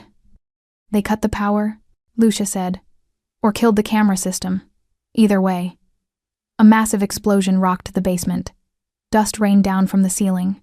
Matteo screamed, and I clutched him tighter, heart hammering. That was close, Lucia whispered. Too close. We sat in darkness, the only light coming from Lucia's phone. Minutes crawled by. No sound from outside the safe room. No indication of what was happening. Then, finally, voices. Muffled at first, then clearer. Someone outside the door. Safe room here. The plans showed. Try the walls. There has to be a way in. Morellis. They'd gotten past Dante's men. They were in the basement. I looked at Lucia. She was pale but steady, already moving to a panel on the wall. She opened it, revealing guns. Mr. Armand thought of everything, she said quietly, handing me a pistol. Do you know how to use this? No. My hands were shaking. I'm a nurse. I save lives, I don't. You protect what you love. She checked her own weapon with practiced ease. I was military before I came to work for the Armands. I can fight, but if they get through that door, if I fall, you need to protect Mateo. Understand? I nodded, unable to speak. The pounding on the door intensified. I could hear them trying different methods, drilling, hammering, something that sounded like an acetylene torch. Mateo was silent now, shock setting in. I held him close, the gun heavy in my other hand, and prayed for police sirens. Hours or minutes later, I'd lost all sense of time. I heard a new sound. Gunfire. Close. Right outside the safe room. Then silence. Then a voice. Elena. Lucia. Can you hear me? Dante. I nearly sobbed with relief. We're here. We're okay. The door, I can't open it from this side. Can you? Lucia was already moving to the control panel. The locks disengaged with a hiss, and the door swung open. Dante stood there, covered in blood and soot, gun in hand, looking like he'd fought through hell. Behind him, I could see bodies, Morelli soldiers, dead or dying. Is he? I looked past him, searching for Pietro. Dead. Dante's voice was flat. They're all dead. It's over. Lucia took Mateo from my arms. The boy had fallen into an exhausted sleep and carried him out. I stood slowly, legs shaking, and walked to Dante. Up close, I could see the damage. A cut above his eye, burns on his hands, what looked like a bullet graze across his ribs. You're hurt, I said. I'm alive. He pulled me into his arms, crushing me against his chest. You're alive. Mateo's alive. That's all that matters. The police are here, outside. They'll have questions, but Carmichael's already handling it. Self-defense, castle doctrine. We were protecting our home from a clear invasion. He pulled back to look at me. It's over, Elena. Really over. The Morellas are finished. There's no one left to come after us. I should have felt relieved. Should have felt safe. Instead, all I felt was exhausted, wrung out, changed in ways I was still trying to understand. What about the trial? I asked. I don't know. Maybe this helps proof that we were the ones under attack, not the aggressors. Or maybe, he shrugged, maybe it doesn't matter. Maybe I still go to prison. Then we'll face that when it comes. I cupped his face, feeling the stubble, the dirt, the blood. But tonight, right now, we're alive. All of us. And that's enough. He kissed me, soft and desperate and tasting like smoke and blood and survival. I love you, he whispered against my lips. God help me. I love you more than I've ever loved anything except my son. I love you too, even though you're insane. Even though your life is chaos. Even though I'm a monster who just killed 8 men to protect what's mine. Even though that, I agreed. Police flooded the estate then. Paramedics, firefighters. The beautiful home became a crime scene. I gave my statement the truth, all of it, about the attack, the safe room, Lucia's protection, about Dante fighting to keep his family safe, because that's what we were now, I realized. Family. Not by blood or law, but by choice, by survival, by love forged in fire and violence and impossible circumstances. As dawn broke over the estate damaged but standing, I found myself back in Dante's arms, watching the sun rise with Mateo sleeping between us. What happens now? I asked. Now? Dante looked down at his son, then at me. Now, we rebuild, heal, wait for the trial and hope the truth is enough. And whatever happens, whatever comes next, we face it together.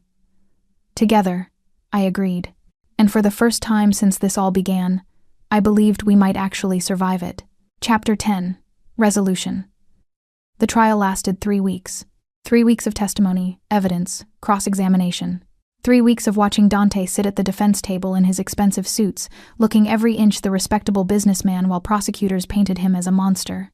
3 weeks of hell. But in the end, the jury deliberated for less than 4 hours before returning with their verdict. Not guilty on all counts. The evidence was circumstantial. The witnesses were criminals with their own agendas. And the defense, Carmichael, was brilliant, painted a picture of a father protecting his son, a man defending his home against genuine threats. The night of the attack helped.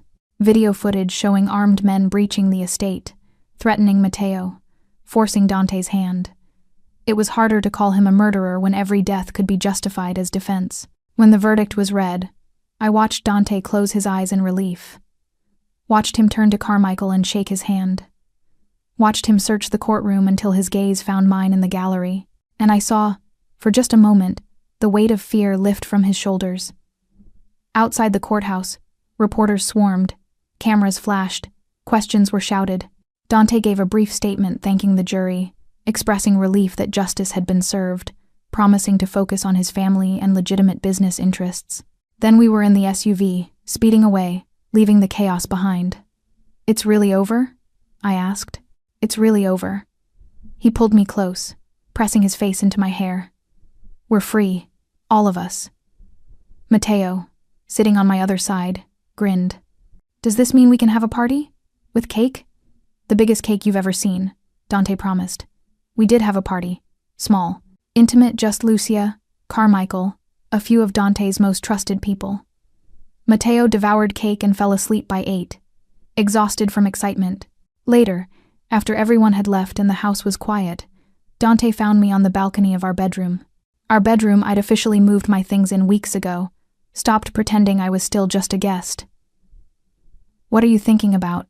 he asked, wrapping his arms around me from behind. "Everything. Nothing." I leaned back against him. "I keep waiting for the other shoe to drop, for something else to go wrong." "Nothing's going to go wrong." His lips brushed my temple. "We won. Against the Morellas, against the feds, against everyone who wanted to destroy us. We survived. And now what? You just, what? Become a legitimate businessman? Pretend the last few years didn't happen?" "Not pretend. Accept." He turned me to face him. "I've been thinking about what you said. About Matteo. About the kind of life I want him to have. And you're right, I can't raise him in that world. Can't teach him that violence is the answer to everything. Dante, I'm getting out, Elena. Really out. I've already started transferring my legitimate holdings into a proper corporate structure. The ports, the real estate, the investments, they'll all be legal. Clean. And everything else," he shrugged. "I'm divesting. Selling to families who can handle the heat. Walking away." I stared at him. "You're serious." "Completely. It'll take time, maybe a year, to fully extract myself. But I'm done with that life. Done with the violence and the fear and the constant looking over my shoulder. I want." He cupped my face. "I want to be the kind of man you can be proud of. The kind of father Matteo deserves." "I'm already proud of you," I whispered. "You're not perfect. God knows you're not perfect. But you're trying. You're changing. That's what matters. Will you stay?" The question was soft, almost vulnerable. "Even knowing it might be boring?" "No. More danger. No more drama. Just normal life with a reformed criminal and his son." I pretended to think about it. "Will there be coffee in bed on Sundays?" "Every Sunday." "And you'll let me redecorate? Because honestly, this whole place screams crime lord bachelor pad. Anything you want. And Matteo can get a dog?" He's been asking. "A dog, a cat, a whole damn zoo if it makes you happy." I smiled. "Then yes, I'll stay. Forever, if you'll have me. Forever sounds perfect." He kissed me, slow and sweet. "Marry me." I pulled back. "What?" "Marry me. Be my wife. Matteo's mother, because God knows he already thinks of you that way. Be mine. Officially, legally, permanently." He dropped to one knee, pulling a small box from his pocket. "I bought this 2 months ago. Been carrying it around, waiting for the right moment. And I think after everything we've survived, everything we've been through, if this isn't the right moment, I don't know what is." The ring was beautiful. Simple but elegant, a single diamond that caught the light and threw rainbows across the balcony. "Say yes," he urged. "Or make me wait longer. I'll wait forever if I have to, but yes." The word came out choked. "Yes, you insane, impossible, wonderful man. Yes." He slipped the ring on my finger, then stood and kissed me until I forgot how to breathe. We stumbled back into the bedroom, hands and mouths rediscovering each other, making love with the desperation of people who'd almost lost everything and the joy of those who'd survived. Later, as we lay tangled together, his fingers tracing patterns on my bare shoulder, I spoke into the comfortable darkness. "I have a condition. Anything. When we get married, I want my sister there. Really there. Knowing the truth. No more lies about where I've been or who you are. I looked at him. Can we do that? Can we tell her the truth and trust her to accept it? We can try.